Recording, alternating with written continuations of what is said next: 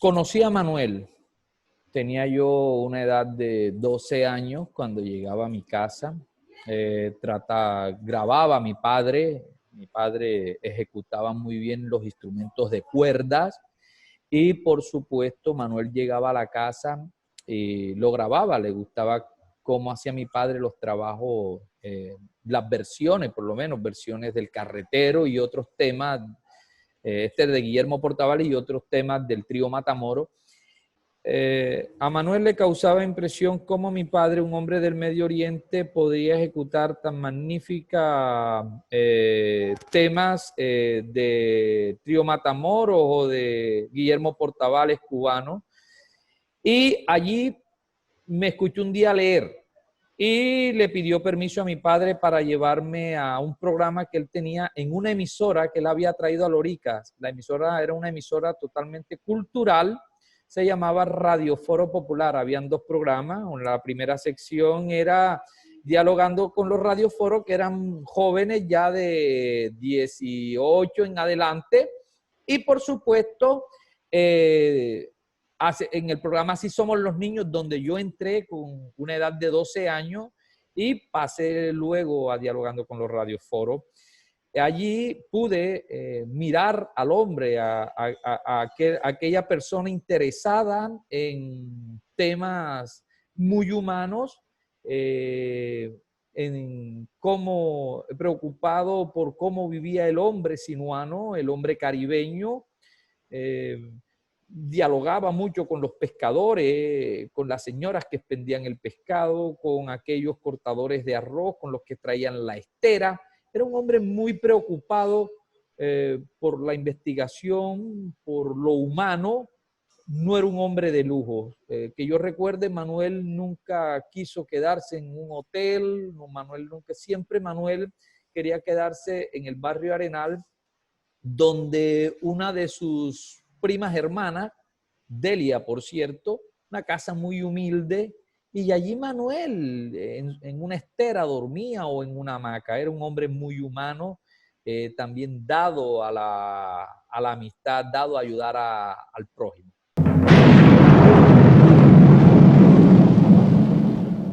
Yo digo que muchas personas quieren enmarcar a Manuel dentro de una literatura afrodescendiente, y yo considero que resulta controversial y susceptible de discusión abordar a Manuel solo desde esa óptica o desde esa perspectiva de las letras negristas o del escritor afrodescendiente.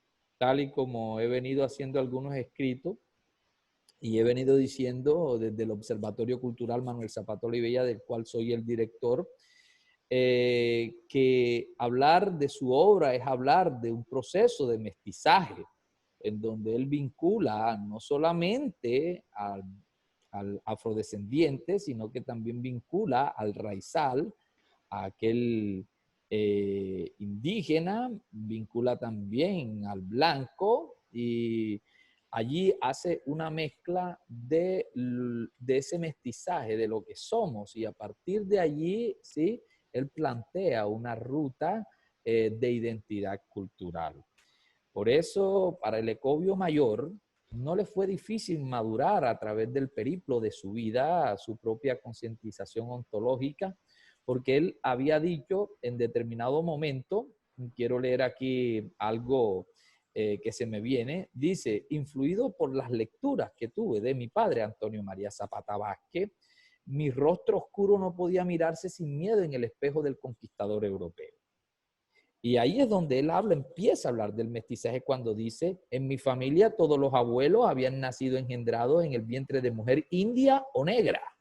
Mis padres, mis hermanos, mis primos, llevamos la pelambre indígena, los ojos azules o el cuerpo chamuscado por el sol africano. Eso lo plantea él en su texto Levántate, mulato, por mi raza hablará el espíritu, que es su biografía.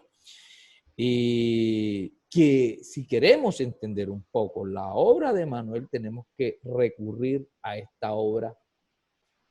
Maestro, de los críticos, de la persona que le gusta escribir sobre otros escritores, ¿quién es el que de pronto ha tenido un mejor acercamiento con la vida y obra del maestro? Para mí, el doctor William Mena.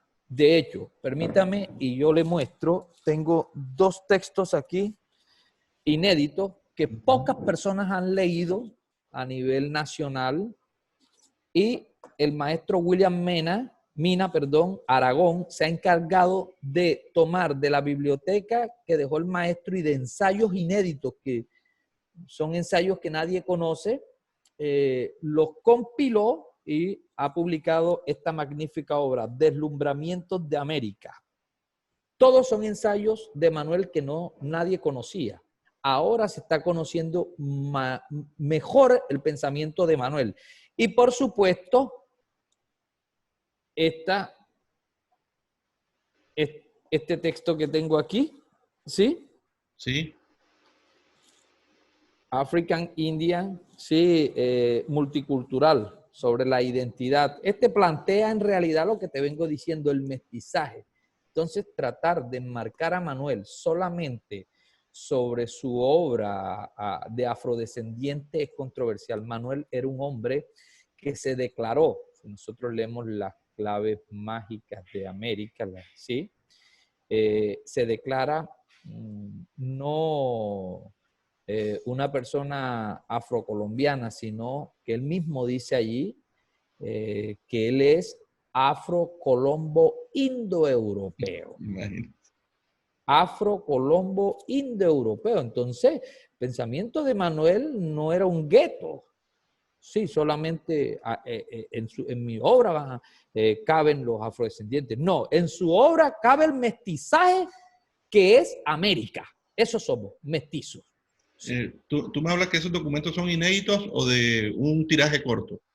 No, el maestro William Mina Aragón, el doctor William Mina Aragón, mi gran amigo, Sí. ha compilado todos los ensayos inéditos de Manuel y los empieza a publicar. Ah, ya. ¿Y dónde se puede conseguir? Porque es interesante. Sí, bueno, aquí dice la Universidad del Pacífico los está promoviendo. Ajá. Los está promoviendo, esto me los hizo llegar él. Pero la Universidad del Pacífico, como pueden ver aquí, es la que los está promoviendo. Sí, y me parece algo interesante para poder comprender el pensamiento y la obra del gran Ecovio Mayor. Sí, señor. Bueno, estamos conversando con el maestro Dumet, Antonio Dumet Sevilla, poeta, narrador, nacido en el departamento de Córdoba, en Lorica, tierra de escritores. Bueno, el maestro Zapato Olivella nace en 1920, Héctor Rojas Erazo, hay quienes dicen que también nació en 1920, otros dicen que en 1921, Gabriel García Márquez nace en 1927. ¿Qué nos puedes decir de ese trío? ¿Cómo fue la relación? Mira, hay un texto interesante que les recomiendo a todos leerlo porque este trío fue el que conformó La Cueva. Pero no la cueva que todo el mundo ya se imagina en Barranquilla, no. La comercial.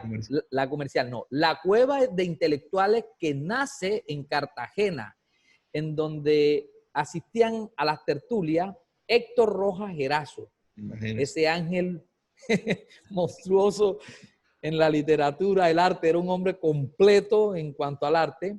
Manuel Zapata Olivella, Gabriel García Márquez, Gustavo Ibarra Merlano, el mayor intelectual que creo que ha tenido Colombia y que Colombia le debe, ¿sí? Reconocimiento, sí. Un reconocimiento, ni una placa, ni un reconocimiento en ninguna universidad ha tenido el gran Gustavo Ibarra Merlano, gran poeta, traducido al griego. Sus mayores poemas los publicaron en Grecia.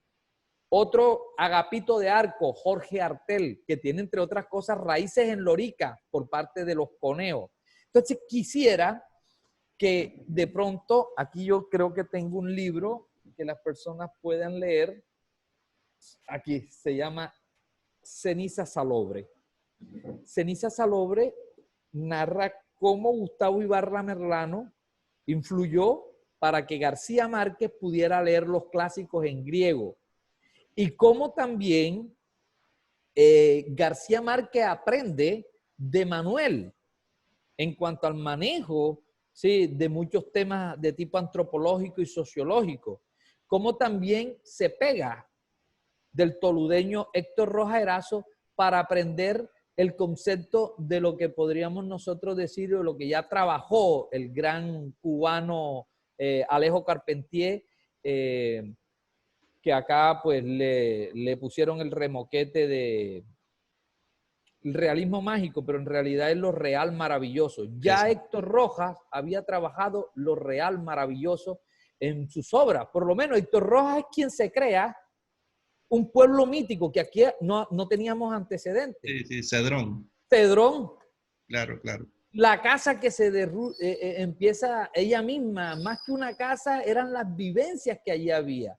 Basta leer Celia se pudre, en noviembre llega el arzobispo, y vemos entonces que Gabo bebió de estos grandes intelectuales. Entonces, este era un trío, una triada excelente de grandes intelectuales. Sí, creo que nosotros con esos tres, arrumamos a todos los pechacos.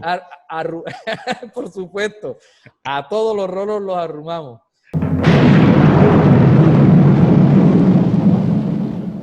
Colombia tiene una ingratitud con el maestro, y enhorabuena, pues el ministerio declara el año de Manuel, y sin embargo, mira todo lo que hemos vivido y lo estamos viviendo, que podemos hablar de Manuel solamente a partir de videollamadas o de videoconferencias. Ahora muchos se han querido pegar de Manuel, muchos han organizado mesas y ni siquiera han leído la obra de Manuel, ni siquiera conocieron al maestro. Ahora muchos pontifican sobre Manuel. Pero hablar de Manuel, por lo menos, hablar de Tierra Mojada, su primera novela, es meterse en donde se configura la voz de la conciencia social, por los derechos, por la justicia, por cada desprotegido, no tan solo de Colombia, sino en otras latitudes del mundo. Tierra Mojada es la designación de quienes son esos desprotegidos. Esa es la novela de Manuel. Es posible que la obra literaria Tierra Mojada haya incubado en Manuel cuando solo tenía 7 años de edad. Al morir en 1927, te pongo un ejemplo, el general Lugo, Jesús María Lugo en Lorica, que era el protector de la familia Zapata Olivella, porque los Zapata Olivella eran liberales, su padre, Antonio María Zapata Vázquez, era liberal acérrimo y era masón, y vino huyendo desde Cartagena precisamente del clero y del conservadurismo, y llega aquí a Lorica, y cuando muere en el 27, ya Manuel tenía 7 años de edad, le toca salir para Cartagena otra vez. Este liberal acérrimo también, Jesús María Lugo, que gana batallas, ¿sí? Y que se enfrenta al clero reaccionario, ¿sí? Cuando muere, entonces la familia Zapata Olivella tiene que irse. Y Manuel, en ese viaje, le quedan grabadas algunas cosas de lo que ve en el viaje, por lo menos entre Lorica y el mar, dice, entre el río Sinú y la desembocadura, dice por lo menos, voy a abrir comillas, y recuerdo, dice, el barco emprendió la marcha arrastrado por la corriente que sosegadamente buscaba la desembocadura del Sinú. 4 horas después continuábamos recorriendo las tierras del mismo dueño, desde la ribera hasta donde la vista alcanzaba las distintas serranías. Algo dedicadas al pastoreo, despobladas, apenas. Algo parecido a la media luna de Pedro Páramo. Claro. Donde alcance la vista. Sí, y eso está en Levántate Mulato. Esto que te estoy citando está en Levántate Mulato. Y fíjate que a partir de ahí, de lo que ve y lo que plantea en Levántate Mulato, él sigue diciendo, estas llanuras no siempre fueron pertenecientes de un solo amo. Era la voz de mi padre, abogado de pobres. Le tocó litigar en juzgado, en tribunales donde la ley siempre se aplicó, se aplicaba según los dictados del gamonal, el aroma del grano maduro, en fin, y se aprovechaban de las crecientes. Ahora, uno por lo menos va a Tierra Mojada después que lee Levántate Mulato y va a Tierra Mojada y dice, agua abajo, árbol desraizado, Gregorio Correa dejaba arrastrar por el río. Le parecía que la champa no andaba, no había tal cosa. Él hubiese querido eso porque no quería alejarse del pedazo de tierra dejado a sus espaldas, donde él y sus abuelos sembraron el arroz desde hacía siglos. Vino el gamonal, ¿sí? Le echa a los perros, le corta los alambres, le mata el arroz y lo expropia, le echa. Van donde el juez y el juez le dice, no, cuando el río baja, según la cédula real, todo le pertenece al gamonal. Y así todavía estamos viendo. Entonces, Manuel, desde 1945 al 47, ¿sí? Ya proféticamente decía lo que iba a pasar en el Sinú. Estamos comiendo arroz venido desde Ecuador.